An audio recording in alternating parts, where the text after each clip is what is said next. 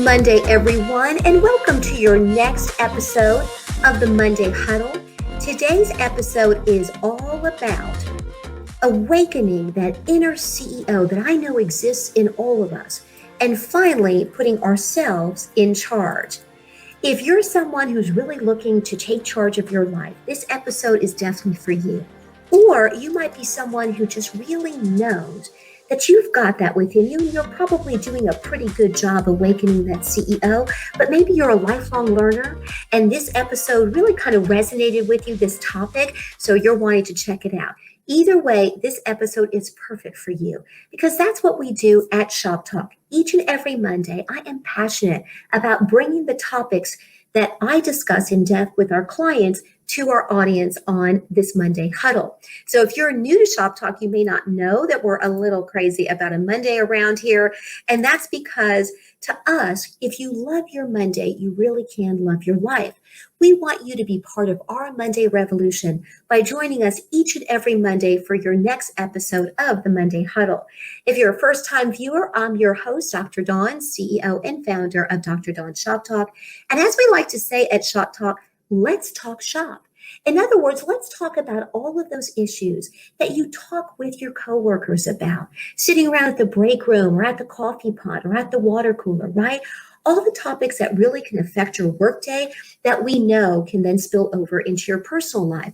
Because our mission at Shop Talk is to work with men and women in the workforce and help them uncover their true potential, whether it's strategizing for their next promotion, applying perhaps for another job, rebooting their resume, whatever the case may be. We're all about making sure you're uncovering your personal power and really bringing that to the forefront. Because I believe if you do that, you're not only going to be happier at work, there's just no way you're not going to be happier at home. So I hope you join us each and every Monday because I'm going to put together a new video for you about topics that I know affect the lives of my clients. And I want to share those with you each and every week. Now, again, if you don't know much about Shop Talk, we are a coaching company. We're a consulting company. We're all about helping people be their very best. So to say this a little better than I can, I want you to check this out for just a minute.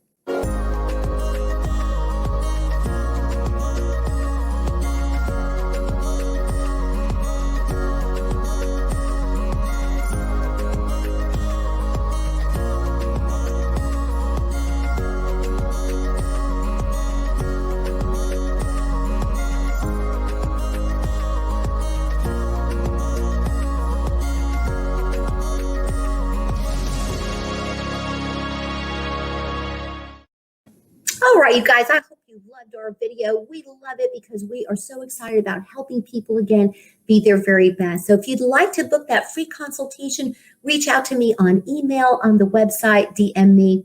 It would be great to work with you. So let's get to it.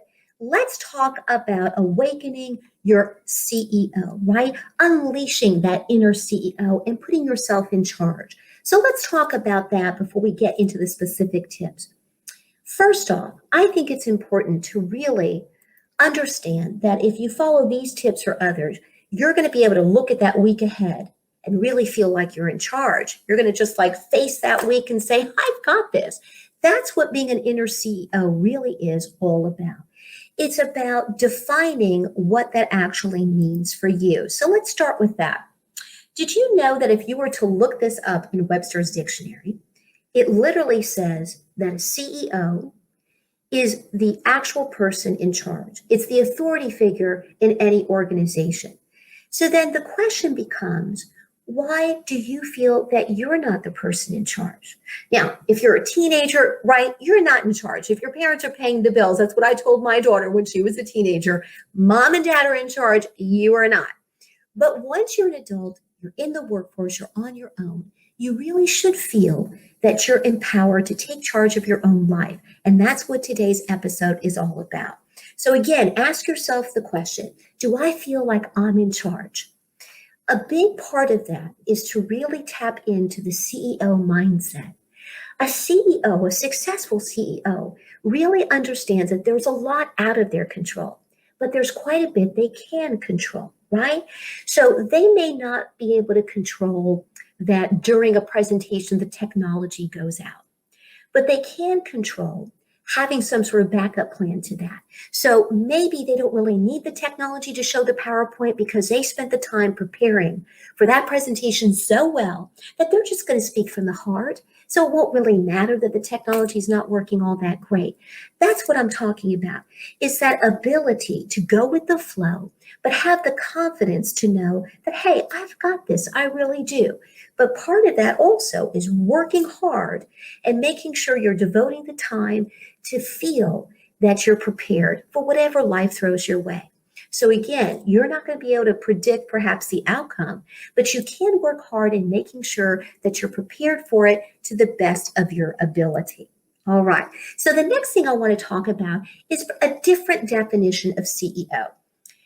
It would be easy for somebody with that CEO mindset like myself to run into perfectionism, right? That was a previous episode, kind of busting through perfectionism. You don't want to do that.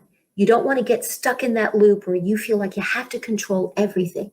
That is an illusion that will exhaust you. It will drive you crazy. You'll end up taking it out on your family and friends, so you'll drive them crazy too. So you don't want to do that. Let's redefine what CEO means.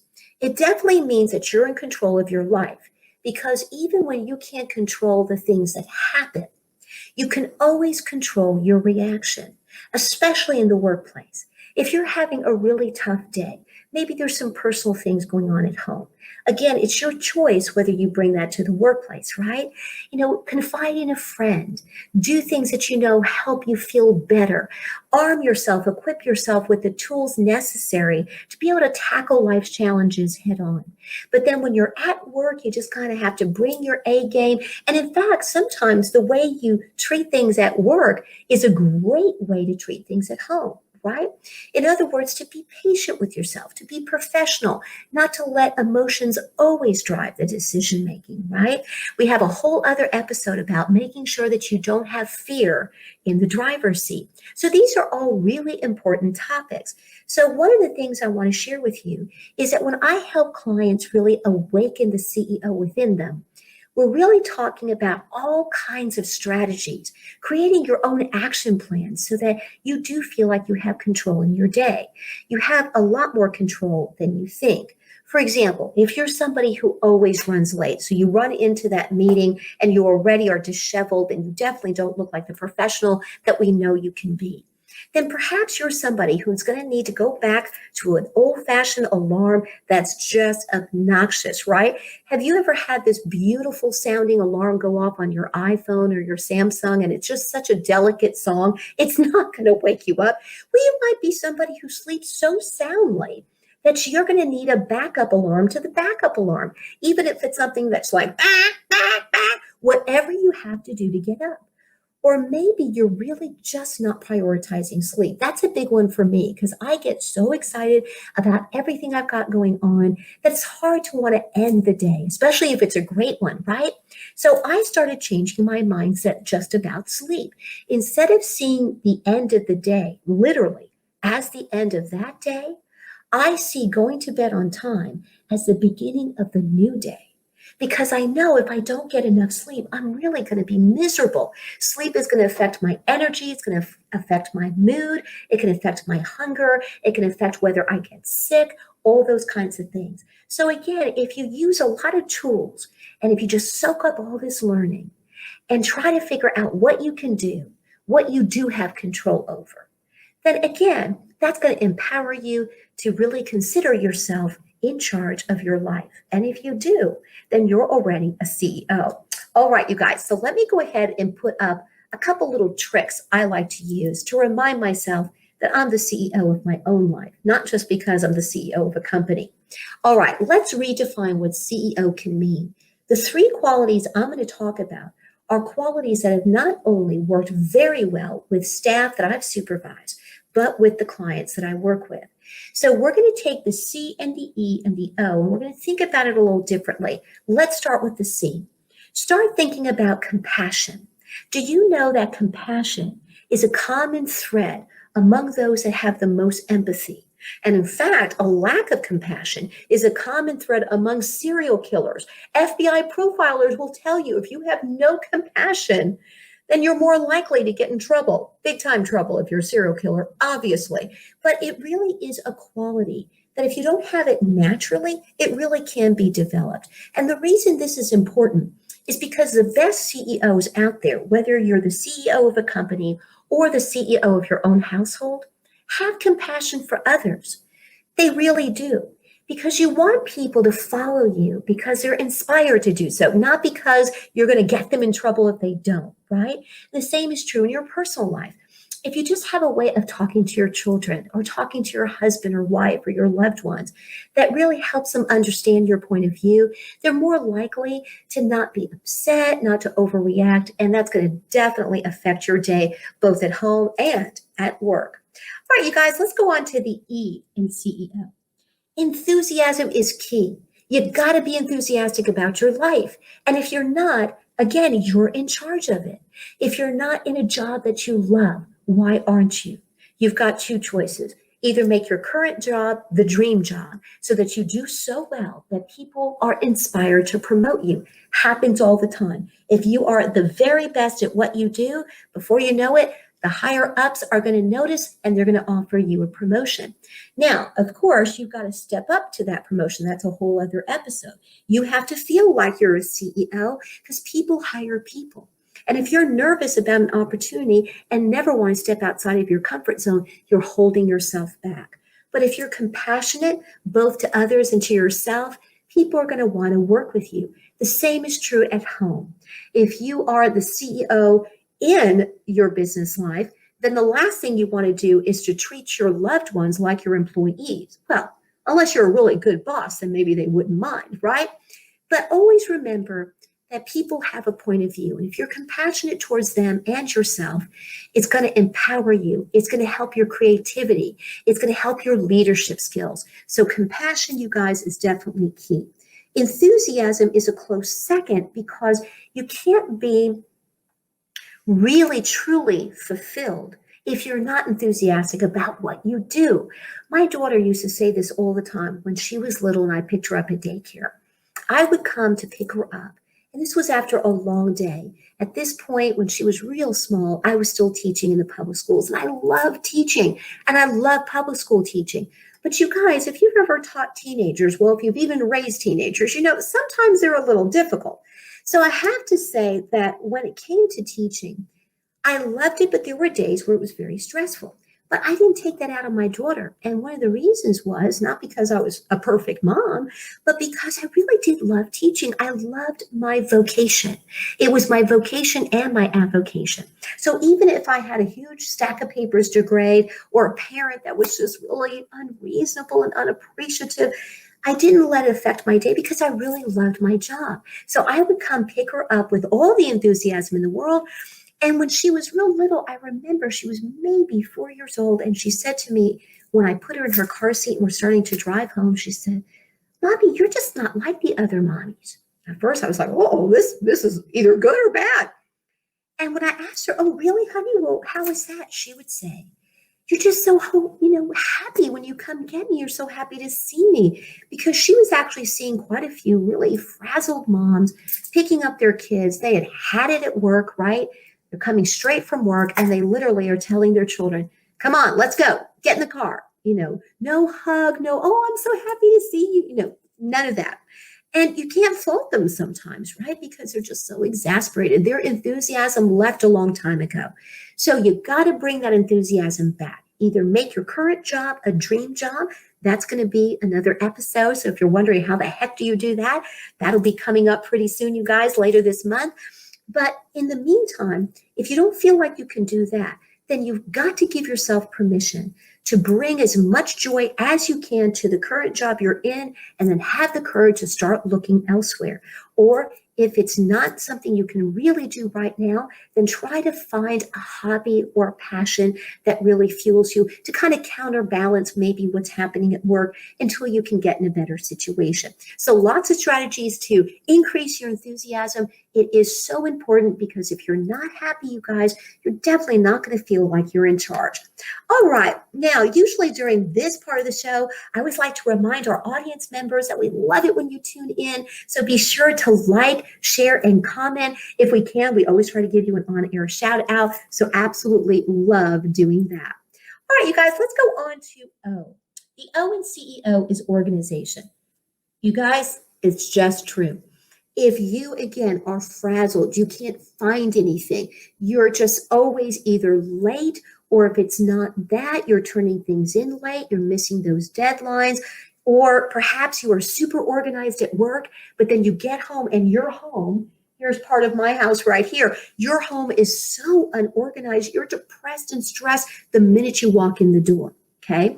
Now, even if you live with 10 other people, there are ways to at least keep your personal space organized, or ways to whip up, other people into doing the same thing. So we'll be talking about healthy boundaries. That's going to be an upcoming episode. So you might need to whip them into shape to make sure they're doing their part so you're not exhausted. But organization, oh my goodness, this is such a big one. When I help clients with organization, you guys, seriously, it's a game changer. If you can't find anything and you're missing deadlines, you can't find the tax receipts. So now the IRS is breathing down your back. There are some times where being a little disorganized is not major, but if it's something like the IRS, that is major, right? So again, you can't feel like you're in charge if you can't even find anything. Organization is a key ingredient. Even if you do become a CEO and you're not great with the details, if you're great with the content and with the vision and you're kind of the face of the company, you'll be successful enough that you will hire someone to do this for you because you'll know that it's important. You have to stay on top of those things or else bills get missed, opportunities get missed, and not just that, you're just not going to feel very organized when you're rushing around trying to find something clean to wear to work. Again, you're running late. You don't know what you're going to do about lunch. All these kinds of things are really going to get to you. So if you want to feel like you're in charge of your life, you got to awaken and unleash that inner CEO. Okay, I know it's in there. I really do. I've seen this work firsthand, not only for my clients and my staff, I've seen it work in my personal life. It's strategies I've developed over these now 54 years that have really helped me achieve every promotion I've been interested in. And I say that because it's not that I am any more special than anybody else out there in the workforce. It's that I've tapped into my own personal power years ago. And at least for the past 15 years of my 30 years, I've been privileged enough to be a supervisor and teach my staff the very same techniques that have helped me feel successful both at work and at home. So I hope a couple of these tips have helped you out, you guys. I really, really do. Let me know which of these tips help you. I love to get your feedback. So as we wrap up today's episode, you guys, I want to remind you, we absolutely love it when you show us some love on social media. So be sure to find us at Dr. Dawn's Shop Talk. Now, also, all of the tips I share with you are just kind of the tip of the iceberg because I really love it when you can join us on your lunch hour. So as a result, I try to go over maybe 3, 4, or 5 tips so that the show's not too long and you can join us on that lunch hour. So if you do want the specific tips and much, much more, be sure to check out our website there at drdawnshoptalk.com and look for our Monday blog. I post the tips on there for you, and then there's plenty of other episodes on there as well. If you haven't subscribed to our YouTube channel, be sure to do that. On YouTube, I have all of our Monday huddles as well as a free webinar for you. All right, you guys, I hope you have a wonderful, wonderful rest of your Monday. I hope these tips have helped you awaken that CEO within you so that you can feel like you're taking charge of your life. Be sure to check out our website. We have a Taking Charge of Your Life signature coaching series out there for you that you might be interested in. And in the meantime, guys, don't forget, this is your place for the Monday Huddle. I will see you next week, same time, same place, for that very next episode. So again, guys, have a wonderful, wonderful rest of your Monday. Take care and stay safe out there. We'll see you next Monday.